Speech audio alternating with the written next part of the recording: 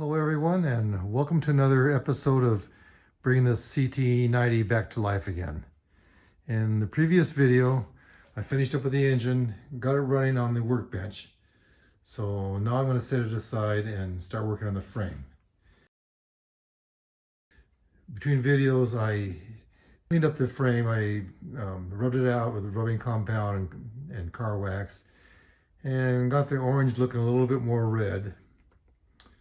It probably would have been easier to paint it or have it powder coated, but I wanted to keep it original.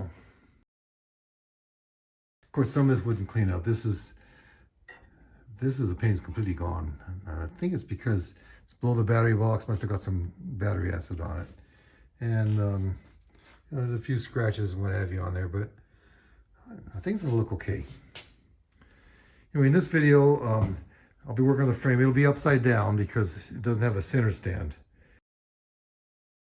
We'll start off by putting the wiring harness on, and then the brake pedal and the parts that connected up to the brake cable, and then the center stand. Once the center stand's on, we can turn it right side up.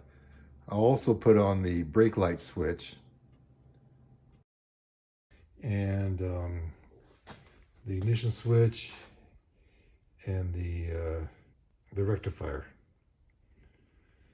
And so that's essentially what I'm going to do in this video. I'm going to do it outside. It's a nice day, and I know everybody doesn't have a a motorcycle lift to work on, so I want to show that it can all be done outside, on the ground. All right, I'm going to start by assembling these brake parts.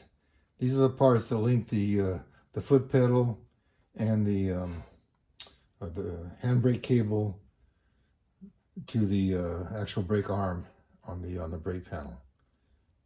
So we'll start off with this rod, and on this rod there's these two stops for the springs, and you notice they're a little bit different. This one has two flat edges on it, and this one's completely round. Okay, so we'll take the round one and the longer spring of these two springs, we'll put that on, and this brake joint, we're not going to really use these parts right now, but I'm just storing them here so I can find them later on when we hook it up to the brakes. So we'll put this on here. All right, we'll set that aside for now. Now we'll take this part here, and we'll take this part here. This is for adjusting the handbrake cable, and this is the lock nut. They both have slots in them. So we'll put this on, put this together here, and we'll screw it in here.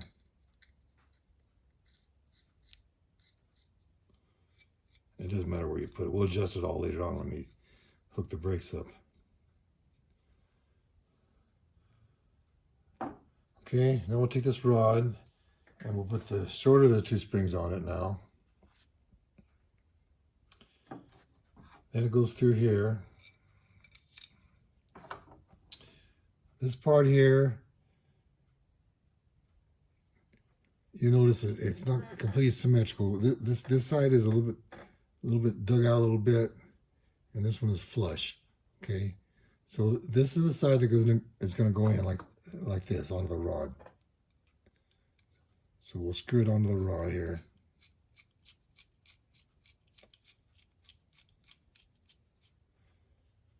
Okay, now we're ready to put the foot brake pedal on. We put it on this way. It goes over here.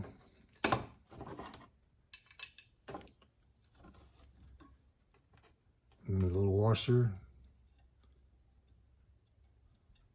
And the cotter pin.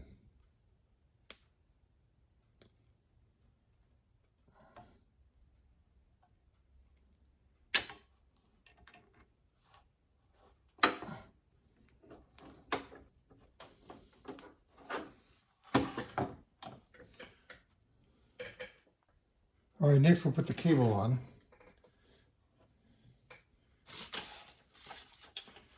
And I'm pretty lucky. This old cable, the rubber is contact a little bit stiff, but a lot of times they're broken off. All right, we'll line up these slots here.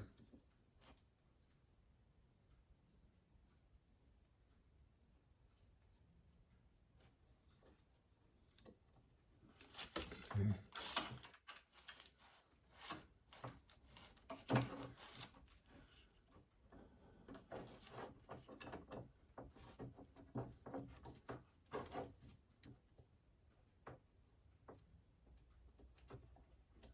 And slide it down into the slots.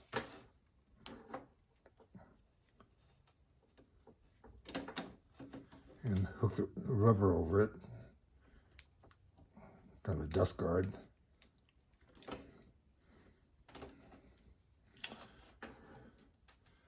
Okay, this assembly is ready to go onto the frame. As long as we're still here at the workbench, let's check out a couple of the electrical parts before we install them. This is the switch for the stoplight, and to activate the switch, there's a spring that hooks on here. When you push the brake pedal down, it'll pull this out and make a contact. So there's no contact now, so it should be open. And so we can hook the leads on here.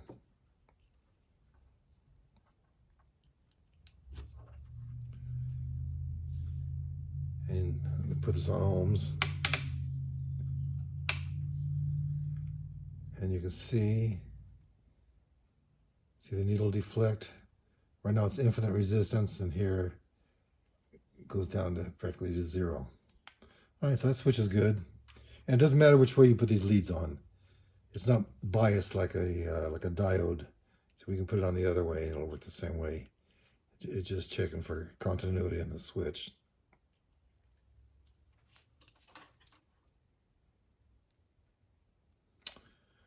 Okay, brake switch is good.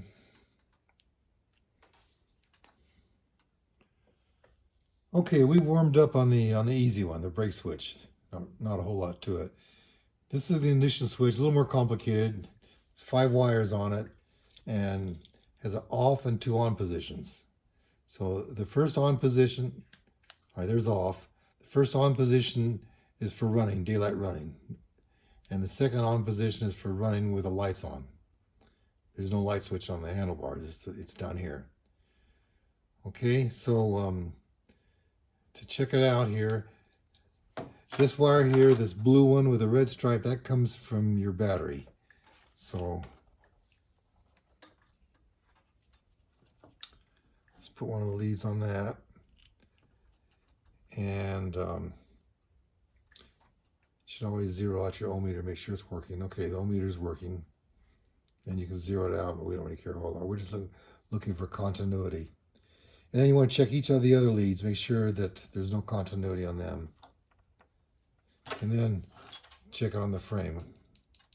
Okay, so that looks good. Now, when you turn the ignition switch on, this is from the battery. And then what it does is it connects up the red one. The red one is the one that goes through your bike. It's a hot wire for everything when the switch is on.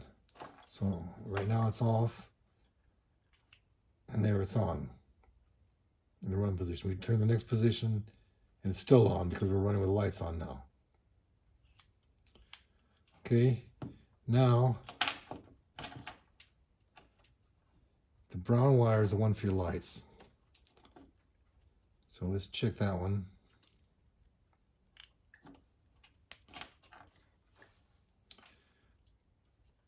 Right now it's off, this is on, and this is on with lights. So we turn the lights on. Now there's 2 more wires here.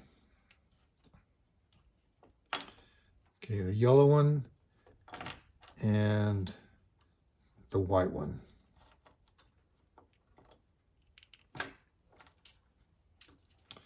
They have to do with the alternator,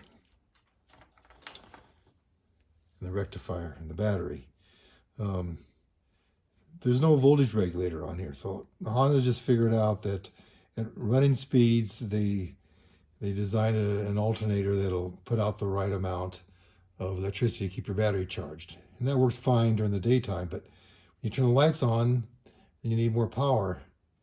So, the alternator needs to be a little more powerful. Well, there's 2 wires from the alternator. There's actually a third one too, a pink one. But these 2, this yellow one is the one that's normally on your rectifier for daylight driving, and then for nighttime, it hooks this white one on for a boost. It'll put out more power to keep your battery charged. So when you turn the switch on, I just went from off to on, not to on with lights. So it hooks these 2 wires together, and then your alternator is more powerful. And that's done on this switch here on the early models. The later models, it's done on the handlebar switch. It's still done though. Okay, this ignition switch seems to be good.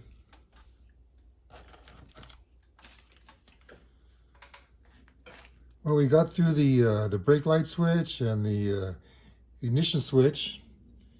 Are we ready to graduate to something a little more complicated? Okay, we have the alternator, and it puts out alternating current. So if we hook the alternator up to the battery, to charge the battery up, it would charge it, and the next cycle would discharge it, charge it, and discharge it. Well, that's not going to work out very well. So, because the battery is direct current and the alternator puts out alternating current, so we need something to convert it. And this is what we use. It's called a rectifier, and it's not a regulator rectifier, it's just a plain rectifier. It converts the alternating current to the direct current. That's just a pulsating direct current, but that's okay. It'll charge your battery up. So what we do, the alternator charges the battery, and then the bike runs off the battery. And there's 4 connections. You see these 3 wires here. The yellow and the pink come from the alternator, and this looks like a red and white, red wire with a white stripe on it. That goes to the positive terminal of the battery, and then the 4th one is the ground. It's a negative ground. So this will be the negative, and it's grounded to the frame, and the battery's also grounded to the frame.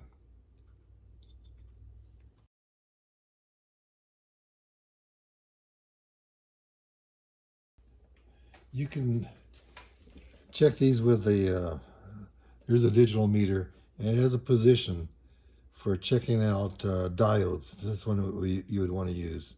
And the symbol is an arrow with a line crossing the end of it.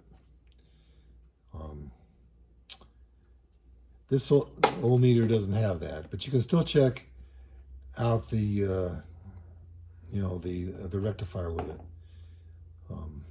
There's a lot of videos out there showing how to use this one, so I think I want to make the video on using this one here. If you want to go on YouTube, you can look for bridge rectifier, full wave rectifier. So then this is selenium rectifier. That's what the diodes are made out of. But when I was preparing for this video, I was checking it out, and I kept getting opposite results of what I expected. So it seemed like everything was working backwards. I got the red wire hooked into the common red wire, and into the red wire, and the black into the common. And finally, I decided I'm going to check out the polarity.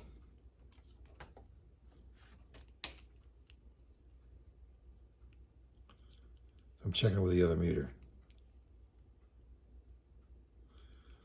Okay, so when you're on ohms, you're using the internal battery to put some voltage on here. Okay, so I turn this on, and I have a minus 1.5, so I have a 1.5 volt battery in here. So this puts out the opposite voltage from what I expected. This is negative and this is positive, which I didn't know. I've had this meter for years. I didn't really know because I always just used it for checking resistance. It doesn't really matter which way you hook it up. So you hook it up the other way,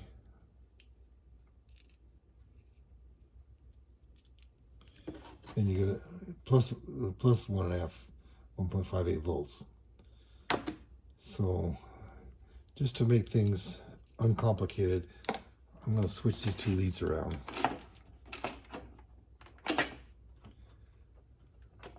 So the red one will be positive and the black one will be negative.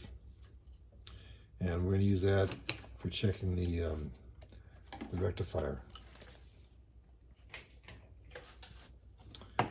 All right, so we have a yellow and the pink wire, and they're going to be alternating. The pink will be plus and the yellow will be minus, and then in the next cycle the pink will be minus and the yellow will be plus. But as it cycles, we always want this red wire that goes to your battery to be plus. And since the diodes are directional, that's how it's handled. So let's put the plus on here. We're going to put the plus on the battery. No, we're going to put the plus on one of the either one of the wires that go to the alternator.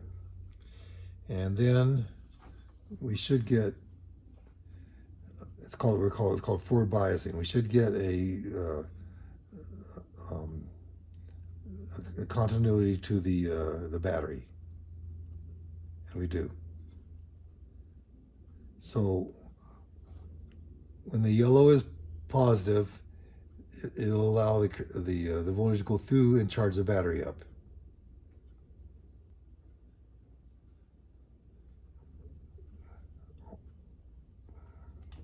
Now when the pink is positive, now the yellow is going to be negative. It does the same thing, so it's still working there. All right, kind of a quick test.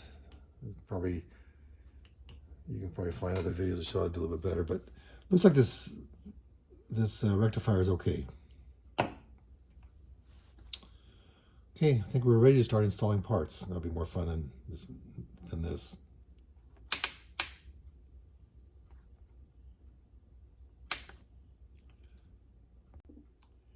It just occurred to me I should have shown a few more steps on checking out this rectifier. So we'll put the positive on either the pink or the yellow. I've got it on the pink right now. And okay, so we have continuity through to the battery. So it's forward biased. Now if we go to the ground, we don't. But if we reverse them, we reverse these two,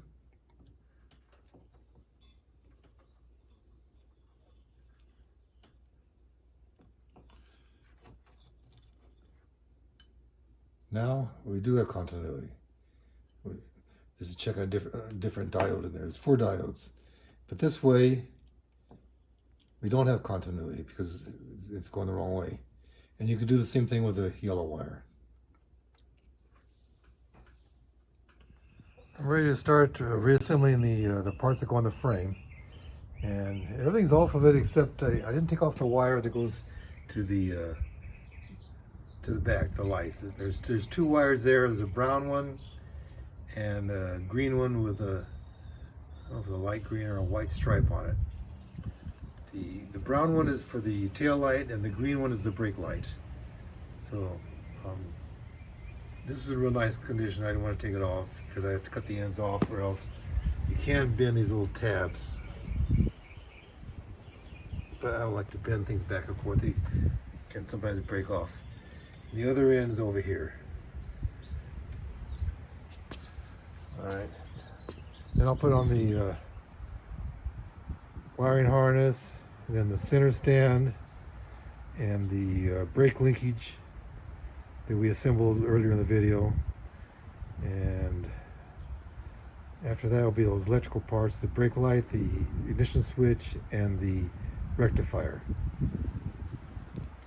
So I'll put the camera in the tripod now so I'll have both hands to work with. All right, we'll start with this wiring harness. and this is the end that goes in the frame. There's 6 wires in here, so 5 of them, with the exception of the green wire. These other 5 go to the ignition switch, and the green wire will go up to the coil. And the red wire has another fitting on it. It goes to the coil also. And the brown wire has 2 connections on it too. So the other, one goes to the ignition switch, and the other goes to the brown wire that goes out to the tail light. And this part, there's 4 wires here. The blue one with the red stripe goes to the battery, and these 3, there's a pink one, and a red one, and a yellow one. They go to the rectifier. So, and these part here in the middle, this goes to the wires by the alternator. I'll explain that later on. And this goes to the front.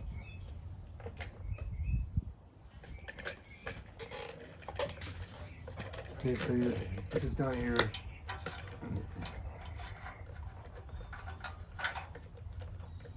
I'm just gonna wrap it around. It's already bent because it's a used wire. Okay, that's for the wiring harness. Next we'll start with the brake parts.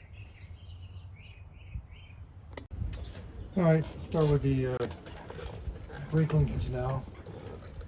And we'll use this, put this part on that we assembled earlier in the video, and we'll be using this part here. So we'll start it off with the with the brake on top of this bar here. And grease this shaft up a little bit.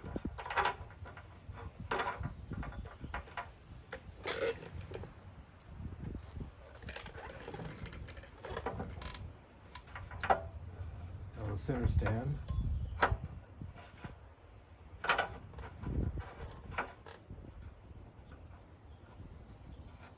And just get it started. Before we put it in all the way, we're going to put this hook on it.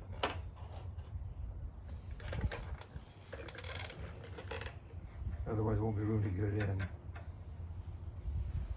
in. And this cable, brake cable, like this. Should be between this hook for the brake spring, brake pedal spring, and this bracket for the brake light. Okay, now we have these things lined up. We can go ahead and push this in the rest of the way.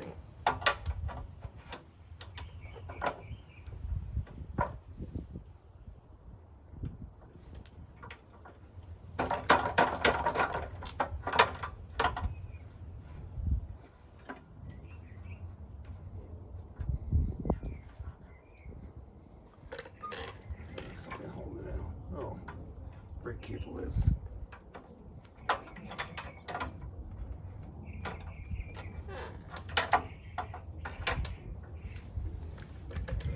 Okay, the cotter pin that goes in the back here, and lock nut, lock washer, and a nut that go on here.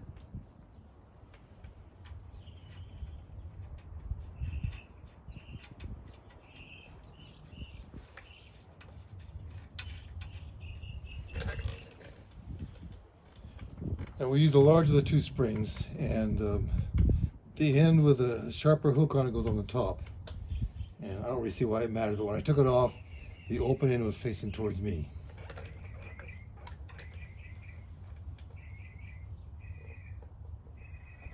I said it wrong. This goes on the bottom, because the frame's upside down. So it goes on here. And when the center stand is down, there's a lot of slack. But it's not going to fall off when you're riding, because when you have the swing arm on, it won't go down that far. Okay, so we've got a center stand on here now. Next we'll install the brake pedal return spring. And you notice there's 2 springs in here. There's this larger one's for the brake pedal return spring, and there's another one inside just hooked over it.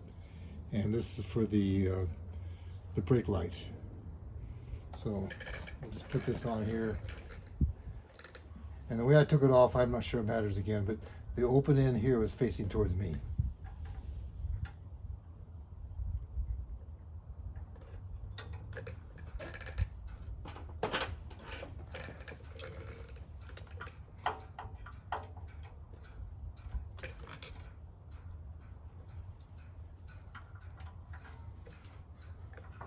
Okay, it wasn't too hard.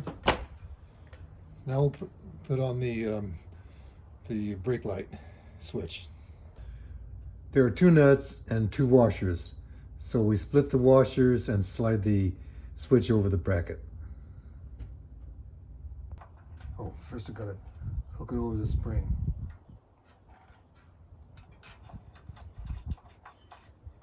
And then we'll tighten it up with 2 14mm wrenches. And this is where you adjust, you know, where the light turns on, the brake light turns on. So, I mean, we'll tighten it up now just to hold it on, but we'll do the adjustment later on when we get the bike together.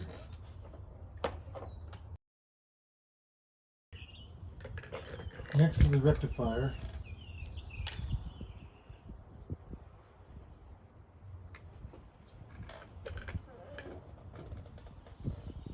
And it goes on with these 2 bolts and 2 lock washers. It goes here on the right hand side of the battery hole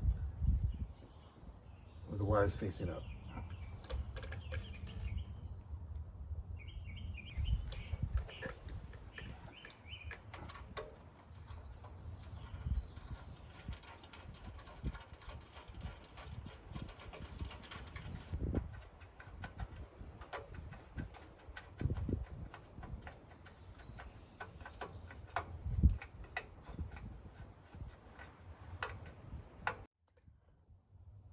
Well, here it is, right side up, and the only thing left is this ignition switch. So put that on. Only thing left. Well, at least the only thing left in this video. We've got a long way to go still.